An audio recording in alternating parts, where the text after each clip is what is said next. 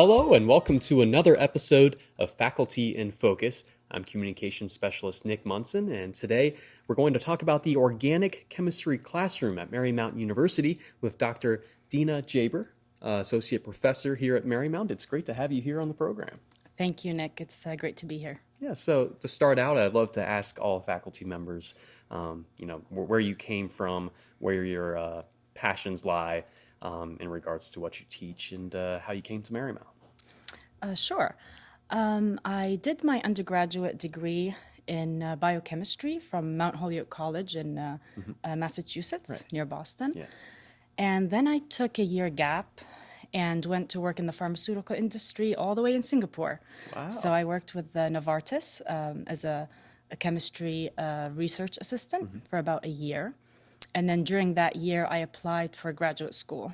And I came to this area. I did my PhD in organic chemistry at the Maryland, University of Maryland. And then I stayed in this area and came to Marymount. That's great.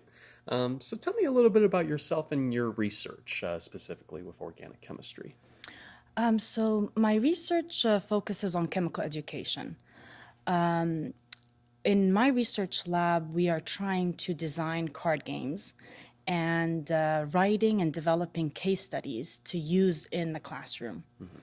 So I'm specifically focusing on organic chemistry. So we're trying to take organic chemistry concepts and turn them into card games and case studies. That's the main course I teach here at Marymount. Interesting. In addition to the fact that organic chemistry is the main course that you teach here at Marymount, what made you focus on developing teaching tools for teaching organic chemistry to students and not, say, another type of chemistry? Yeah, that's a good question. I'm a synthetic chemist by training. So during graduate school and during my research experience at Novartis, I was looking at developing new methods or refining already existing methods to synthesize certain type of compounds that show some biological interest. And so I did that for a while, and even when I came here at Marymount with Marymount undergraduate students. And then when I started teaching, I wanted to use that same method and apply it in teaching. And so I was struggling teaching certain concepts in the classroom, and I thought, well, let's try and come up with some new tools, some new methods that are active learning methodologies that will make this teaching and learning experience fun for the educator and the students. And so that's how I started looking into chemical education. And for the organic chemistry class in particular, it is historically known to be a challenging course, nationwide. Right. Yeah. And so students come to the classroom with a lot of anxiety and nervous. Yeah. And so the failure rates in this class is about 40 to 60%. Wow. And that's, throughout the country. And so clearly... I'm guessing it's kind of the course where, it's the make or break whether someone's going to continue, say, in the major or with those specific career aspirations. That's exactly right. So it is a course that is prerequisite for a lot of degree programs. So students need it going into medical school, pharmacy school, dental school, graduate school for chemistry or biochemistry, other health science related fields. Veterinary school, perhaps. Exactly, and even PA school, physical assistant, and obviously the pharmaceutical industry. And so students not only need to take this class, they need to do really well in it. And so, everybody needs to get a good grade. And so there's a lot of anxiety coming into that class. Yeah. And when I look at the literature in terms of finding tools to help me in the classroom when I'm teaching this class, there are fewer card games and fewer case studies that are designed specifically for organic chemistry. There's more for general chemistry, which is the other course I teach here. And so that's a lower level in comparison to organic chemistry. And so I saw a gap in the literature that needed to be filled. And so combining my interest in research and teaching, it was a good place to start. Okay. How did you decide on the first topic to start on within organic chemistry in your classes? That part was easy. And so the way I went about it is to think about what is the hardest topic I struggle with in the classroom when I'm teaching. And so that was a certain type of reactions called substitution elimination. So we cover about 3 chapters worth on this topic, and it's really one that also students struggle with. There are a lot of factors that the students have to think about when they're trying to predict the final product in these types of reactions and how the reaction takes place. So they have to think about the starting material. They have to think about the solvent that the reaction is in, the temperature, the strength of a nucleophile and a base. So all of these things, and so it can be quite overwhelming. And so I figured if I can come up with something such as a card game or a case study to help me teach these chapters, then it'll be easier for the students and easier for myself, to be honest. In everyone's best interest, Yeah, so that's been really the topic that we've developed 2 card games and a case study for so far. How are students involved in your particular research? So the students are the backbone of my research. They're the foundation. They really are the foundation. I can't imagine doing this work without them. I've been fortunate to have research students that are in the honors program.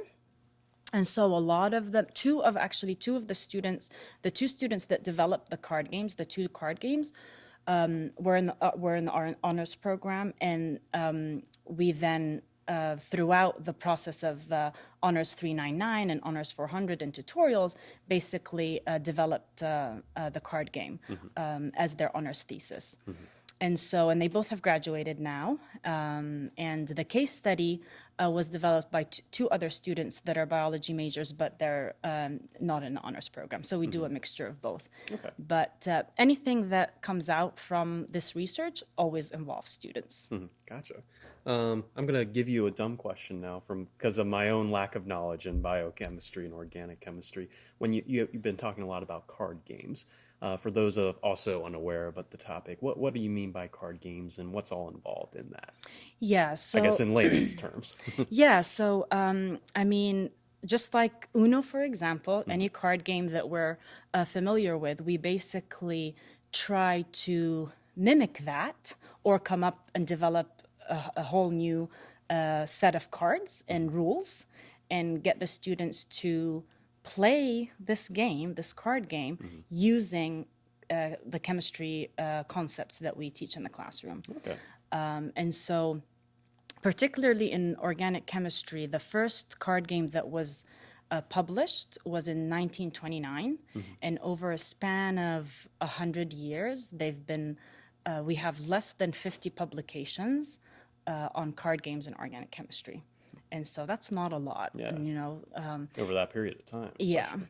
and there are different types of games. So you could come up with a card game, puzzle game, a board game, and digital games. Now we have lots of apps, so applications are also being developed to be used in teaching. And so, I'm interested in finding out how you've been able to share your research and your students' research with the scientific community as well. So the first card game that we developed, we called it Chem Compete 1, right? You get to name it. That's fun, at least, yeah. Yeah, so we called it Chem Compete 1, and this was designed by Kristen Gogol. I have to mention the student's name because they really put the hard work into these projects. And that paper was published in the Journal of Chemical Education in 2017. And so Kristen wrote her honors thesis on this project, and then we turned her honors thesis into a publication. Wow. And now Kristen is a science teacher in Arlington Public Schools. That's awesome. Yeah, staying local. Yeah, her interests were science and education. So this project was a nice Perfect intersection. mix. Yeah, exactly. That's great. Yeah, and the second card game was designed by Maria Camarca. Maria also graduated from here about 2 years ago, but she's still working with me. And so we worked together for a whole year after she graduated to publish her honors thesis. And so now that came out last October in the Journal of Chemical Education. Yeah, that's a great way to keep Marymount students and alumni engaged right here Yeah. on campus. And the third project, the case study, this was done by Simone Walker and Gwen Down, and their case study should be coming out in the next month. All right, I'm sure you're So, excited to see that. Yeah, Yeah. definitely. Dr. Jaber, anything else you'd like to add about this topic or your teaching here at Marymount? Just it's doing research with undergraduate students, it's really the most enjoyable part of my job. It's got to be rewarding. It is. And so I love teaching, and I love doing research with the students, and it's really what makes you get up every day and come to work and interact with the students and get them producing results. And so, Definitely. yeah.